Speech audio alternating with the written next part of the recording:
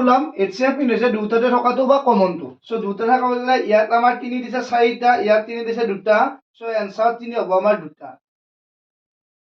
into 5 টো ইয়াত নাই ইয়াত আছে সো 5 নহয় 2 টো ইয়াত আছে ইয়াত নাই সো 2 নহয় 7 ইয়াত 3টা আছে ইয়াত এটা আছে দ্যাট মিন্স 7 আমাৰ কেইটা কমন হৈছে এটা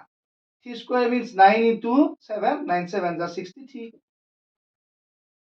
নমস্কাৰ মই নৱজিৎ স্বাগত জনাইছো আমাৰ চেনেললৈ আজি আমি মেথছৰ ট্ৰায়াঙ্গল বা অন্যান্য এমসিকিউ আলোচনা কৰিম আমি বিভিন্ন সেশনৰ চেপ্টাৰবিলাক আলোচনা কৰি যাই আছো তোমালোকৰ সহযোগিতাৰ বাবে নথৈ আনন্দিত হৈছো আশা কৰো আৰু সহযোগিতা পাম তাকে আশা কৰি আজি নেক্সট কুৱেশ্যনলৈ আগবাঢ়িছো লগতে সকলো পৰীক্ষাৰ হিয়া ভৰা শুভেচ্ছা জ্ঞাপন কৰিছো এতিয়া এবাৰ কুৱেশ্যন এটা চাইছো আমি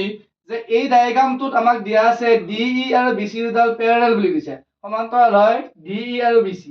the value of x আমাক কাৰ ভ্যালুটো ফাইন্ড কৰিব দিছে x ৰ ভ্যালু এতিয়া আমি গম পাইছো যে ট্ৰায়াঙ্গুলাৰ ফৰ্মুলা এটা পাইছিলো যে ট্ৰায়াঙ্গুলাৰ কি হয় যিবিলাক অনুৰূপ বাহু কাৰেস্পন্ডিং সাইড থাকে সেইবিলাক তোমালোকৰ কি হয় বুলি কৈছিল ইকুৱেল হয় সিহঁতৰ ৰেশিওটো সো আমি ইয়াৰ পৰা এটা ফৰ্মুলা লিখিব পাৰিম যে এই ট্ৰায়াঙ্গুলাৰ ক্ষেত্ৰত যদি আমি এটা সৰুটোৰ ক্ষেত্ৰত আমাৰ ইয়াত দুটা ট্ৰায়াঙ্গুল আছে DE ৰে হোৱা ট্ৰায়াঙ্গুলটো হৈছে আমাৰ ADE আৰু BC ৰে হোৱা ট্ৰায়াঙ্গুলটো আমাৰ কি হ'ব ABC সো মই কি লিখিলো AD সৰু ট্ৰায়াঙ্গুলটোৰ সাইড বাই ডাঙৰ ট্ৰায়াঙ্গুলৰ সাইড কি লিখিলো আমি AB ঠিক আছে নেক্সট আমি কি কৰিছো সৰু ট্ৰায়াঙ্গুলৰ সাইড তোমাৰ এইটো কি আছে DE আৰু ডাঙৰটোৰ বাবে তোমালোকৰ সাইড কি আছে BC নেক্সট কি কৰিব লাগিব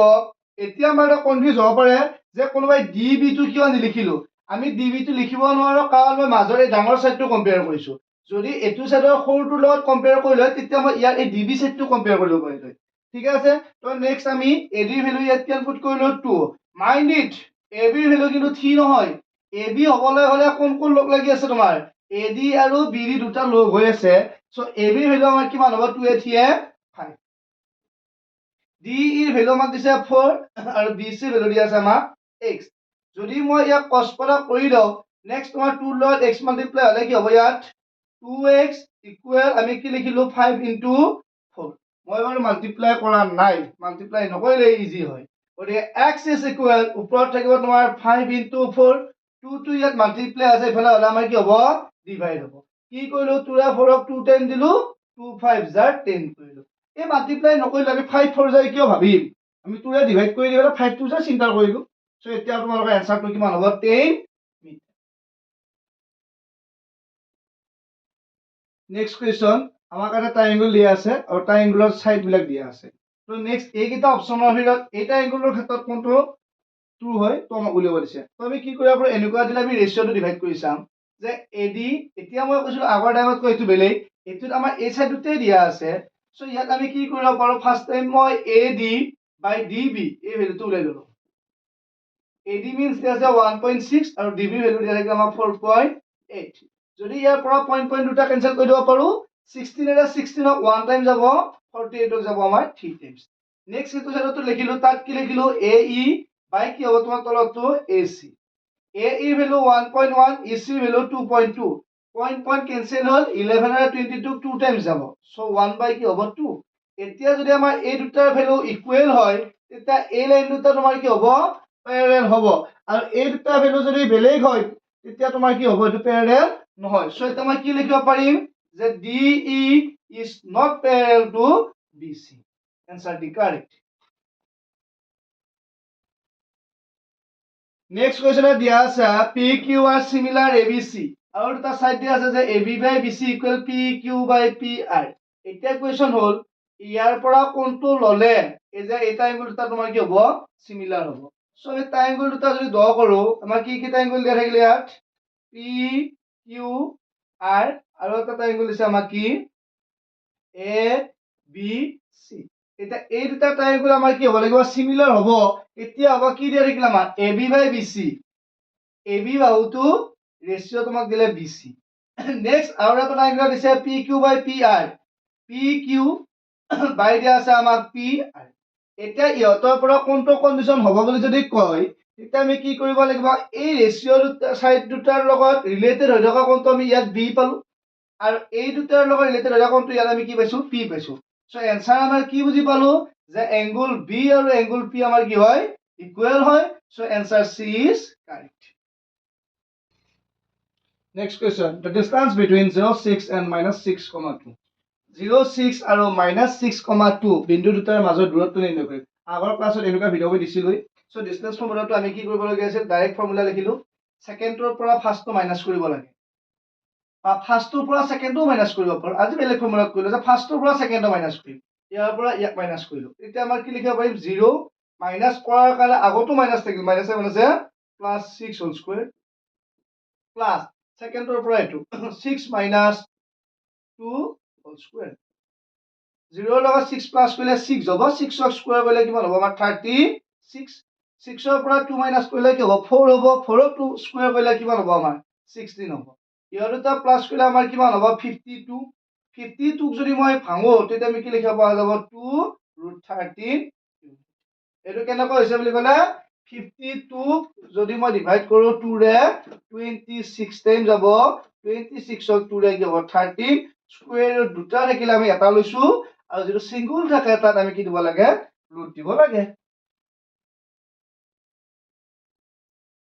next question if end point of a diameter of a circle এটা সার্কুলার ডায়ামিটাৰৰ end point মানে এটা বৃত্তৰ ব্যাসৰ প্ৰান্তবিন্দু দুটা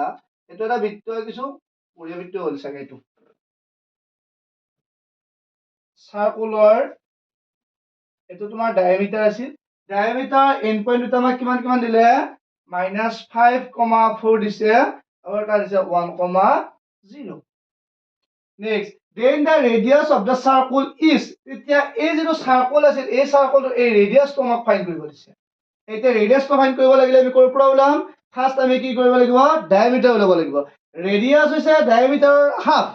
that means ব্যাসাৰ্ধ হৈছে ব্যাসৰ আধা তো আমি ফার্স্ট ওটা কাক উলাই লব লাগিব এতিয়া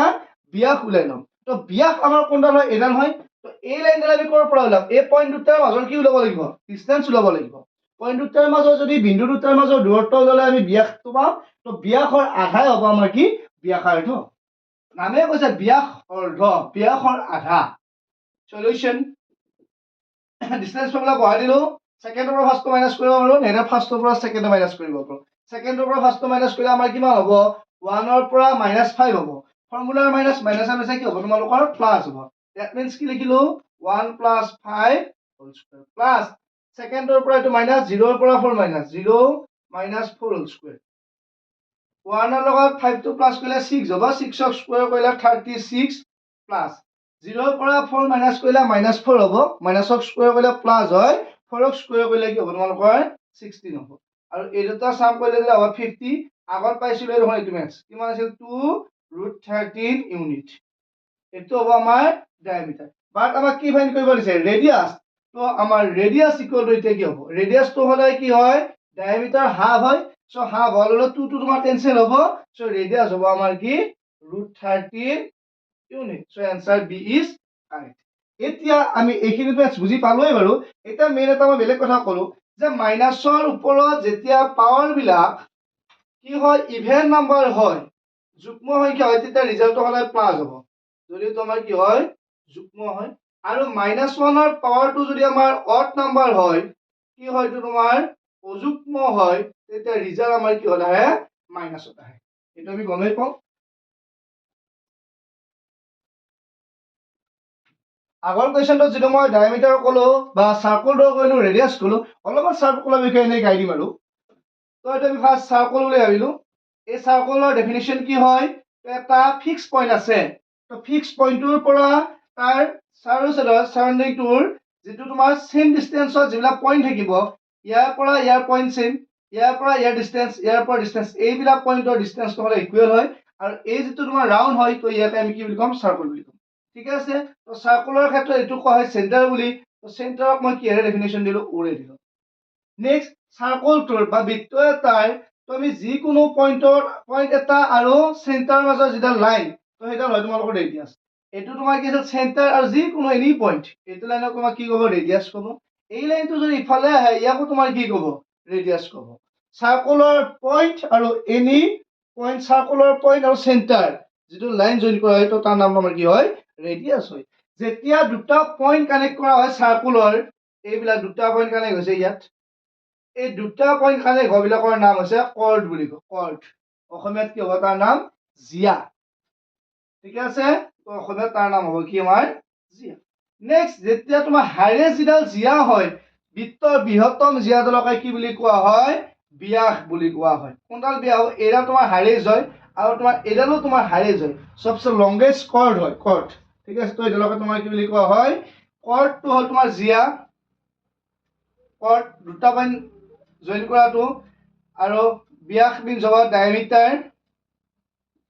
ঠিক আছে ডায়ামিটাৰ হ'ল লংগেষ্ট কৰ্ডটো আৰু